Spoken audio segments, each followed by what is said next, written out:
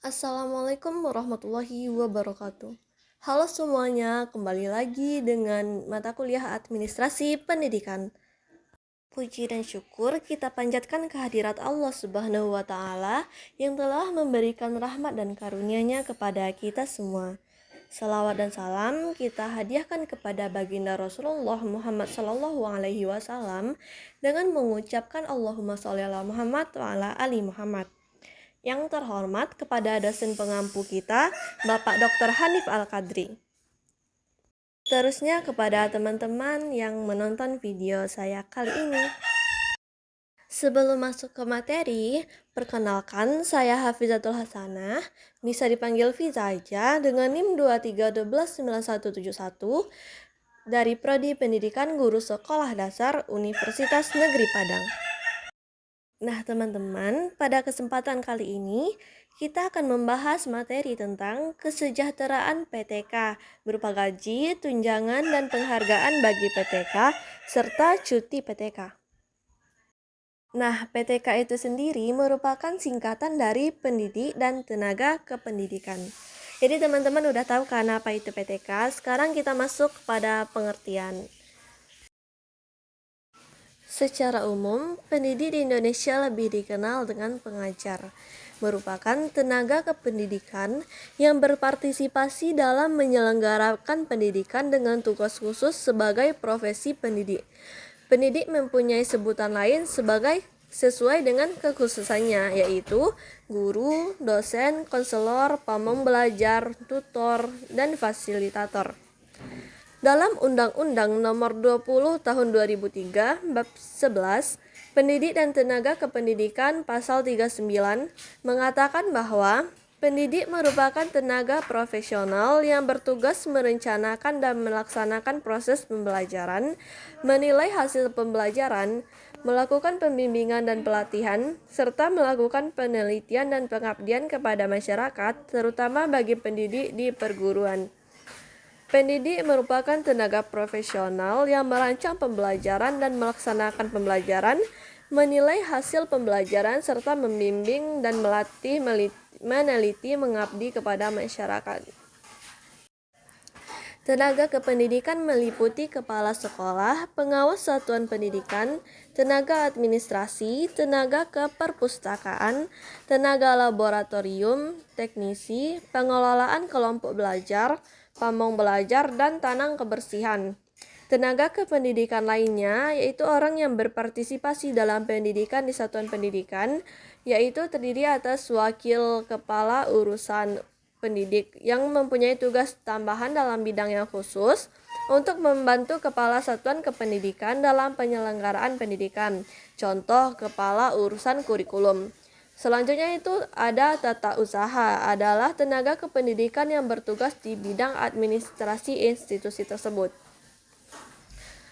Ada laboran, merupakan petugas khusus yang bertanggung jawab terhadap alat-alat dan bahan di laboratorium.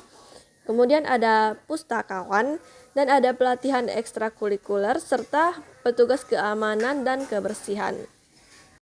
Nah, maka dari itu dapat disimpulkan bahwa administrasi pendidik dan tenaga kependidikan adalah proses keseluruhan kegiatan pendidik yang meliputi perencanaan, pengorganisasian, pengarahan, pelaporan, pengkoordinasian, pengawasan, dan pembiayaan dengan menggunakan atau memanfaatkan fasilitas yang tersedia, baik personal, material, maupun spiritual untuk mencapai tujuan pendidikan secara efektif dan efisien.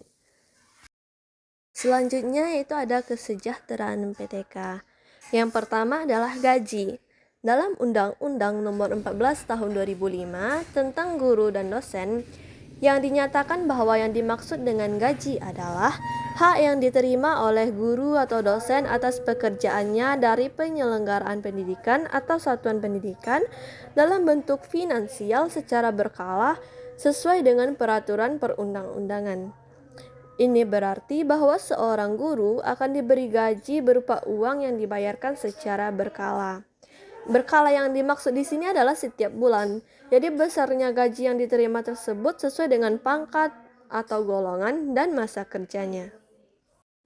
Dalam Peraturan Pemerintah Republik Indonesia Nomor 25 Tahun 2011 tentang perubahan ke-12 Peraturan Pemerintah Nomor 7 Tahun 1977 tentang pengaturan gaji pegawai negeri sipil, pada bab 2 pasal 4 dinyatakan bahwa PNS diberi gaji pokok berdasarkan golongan dan ruang yang ditetapkan untuk pangkat tersebut.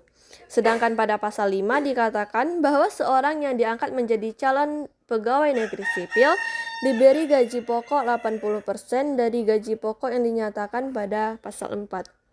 Selain diberi gaji pokok, seorang guru akan mendapat kenaikan gaji secara berkala apabila telah memenuhi persyaratan seperti mencapai masa kerja golongan dan penilaian pelaksanaan pekerjaan sekurang-kurangnya cukup.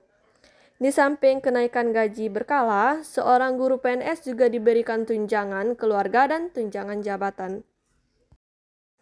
Tunjangan profesi diberikan kepada guru yang telah memiliki sertifikat pendidik yang diangkat oleh penyelenggaraan pendidikan dan satuan pendidikan. Di samping itu, pemerintah juga memberikan sebuah penghargaan di institusi pendidikan terhadap guru, dosen, kepala sekolah, dan seluruh tenaga pendidik yang berprestasi. Penghargaan PTK berprestasi ini sebagai penggerak perubahan dalam kemajuan mutu kependidikan. Tujuan dari penghargaan ini adalah untuk meningkatkan kualitas sumber daya manusia. Tujuan lainnya adalah untuk dapat meningkatkan mutu pendidikan ke arah yang lebih baik.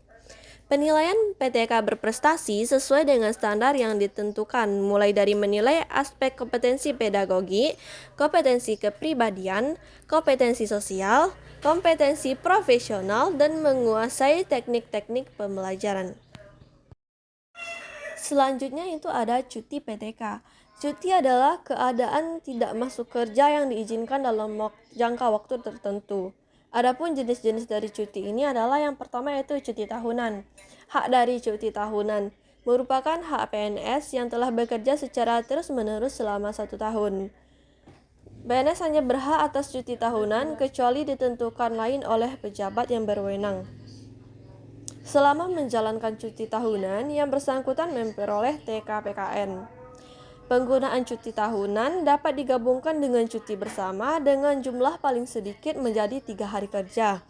Cuti bersama yang tidak digunakan karena kepentingan dinas dan berdasarkan surat tugas tetap menjadi hak cuti tahunan.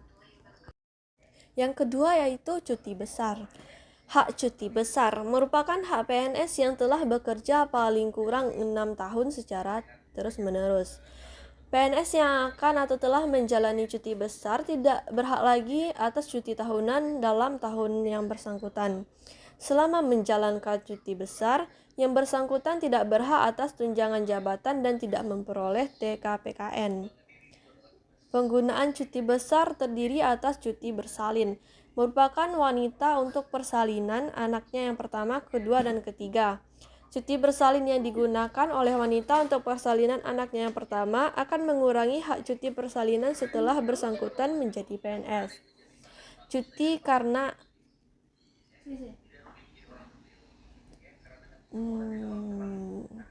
cuti sakit. Hak cuti sakit merupakan yang mengalami gugur kandungan, lalu yang melampirkan surat sakit keterangan dokter dari rumah sakit pemerintah atau puskesmas. Yang ketiga yaitu ada cuti sakit. Hak cuti sakit merupakan hak yang menderita sakit lebih dari 2 hari yang harus melampirkan surat dari keterangan dokter. Yang keempat yaitu cuti bersalin, merupakan hak wanita untuk persalinan anaknya yang pertama, kedua, dan ketiga. Cuti karena alasan penting merupakan selama menjalankan cuti karena alasan penting, PNS yang bersangkutan tidak memperoleh TKPKN. Hak cuti bagi PNS yang sedang tugas belajar PNS, sedang menjalankan tugas di dalam negeri atau luar negeri akan menggunakan cuti bersalin dan cuti besar untuk persalinan anaknya yang keempat. Apabila yang bersangkutan mempunyai hak cuti besar menjelang persalinan, harus mengajukan permohonan cuti kepada pejabat yang berwenang dan memberikan cuti melalui pimpinan perguruan tinggi atau kepala perwakilan Republik Indonesia di negara yang bersangkutan. Baiklah teman-teman, mungkin hanya sekian materi tentang Administrasi PTK. Saya Hafidzatul Hasanah pamit, mohon maaf apabila ada kesalahan. Terima kasih atas segala perhatian. Assalamualaikum warahmatullahi wabarakatuh.